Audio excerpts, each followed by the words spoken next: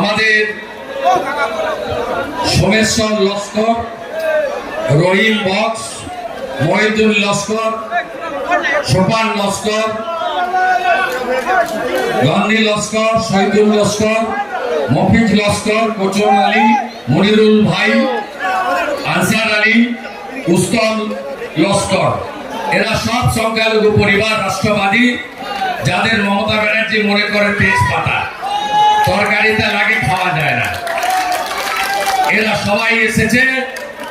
BJP জিন্দাবাদ, নরেন্দ্র মোদী জিন্দাবাদ, BJP জিন্দাবাদ, नरेंद्र मोदी जिंदाबाद, सबका साथ सबका विकास जिंदाबाद, सबका साथ सबका विकास जिंदाबाद।